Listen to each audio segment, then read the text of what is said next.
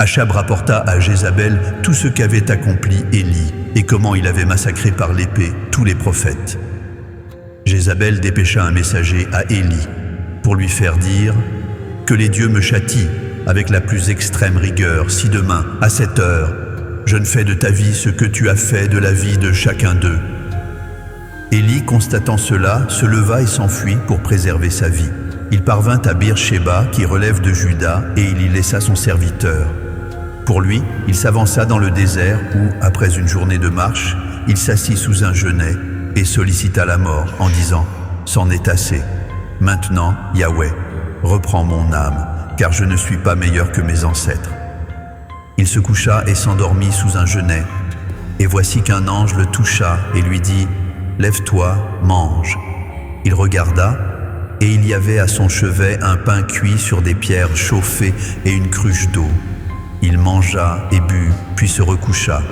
L'ange de Yahweh vint une seconde fois, le toucha et dit « Lève-toi, mange, car le chemin est trop long pour toi. » Il se leva, mangea et but, et avec la force que lui procura cette nourriture, il chemina 40 jours et 40 nuits jusqu'à la montagne de Dieu, à l'Horeb. Et là, il pénétra dans la caverne, et il y passa la nuit. Et voici que la parole de Yahweh lui fut adressée en ces mots. « Que fais-tu ici, Élie ?» Il répondit, « J'ai déployé mon zèle pour Yahweh, le Dieu des armées, car les enfants d'Israël ont abandonné ton alliance, ils ont démoli tes autels et ils ont massacré par l'épée tes prophètes. Je suis demeuré, moi seul, et ils cherchent à m'ôter la vie. » Yahweh dit, « Sors et tiens-toi sur la montagne devant Yahweh. » Et voici que Yahweh passa, et devant Yahweh, il y eut un vent puissant et violent qui déchirait les montagnes et fracassait les rochers. Yahweh n'était pas dans le vent, et après le vent ce fut un tremblement de terre. Yahweh n'était pas dans le tremblement de terre. Et après le tremblement de terre, un feu. Yahweh n'était pas dans le feu. Et après le feu, un murmure doux et subtil.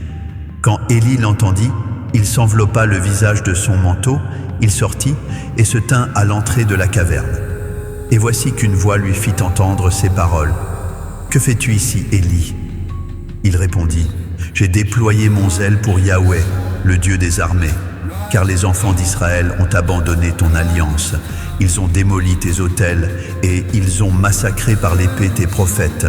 Je suis demeuré, moi seul, et ils cherchent à m'ôter la vie. » Yahweh lui dit, « Va, reprends ton chemin par le désert jusqu'à Damas, et quand tu seras arrivé, tu oindras Hazaël pour roi de Syrie.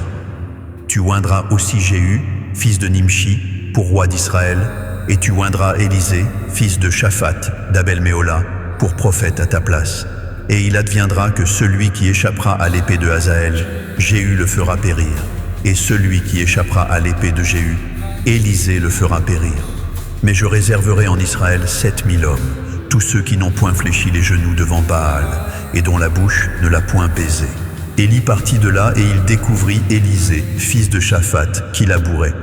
Il y avait devant lui 12 paires de bœufs et il se trouvait avec la 12e. Élie s'approcha de lui et il jeta sur lui son manteau. Élisée, abandonnant ses bœufs, courut après Élie et dit « Permets-moi d'embrasser mon père et ma mère et je te suivrai. » Élie lui répondit « Va et reviens, car considère ce que je t'ai fait. » Après s'être éloigné d'Élie, il revint prendre une paire de bœufs qu'il offrit en sacrifice. Avec l'attelage des bœufs, il fit cuire leur chair et la donna à manger au peuple. Puis il se leva, suivit Élie et fut à son service.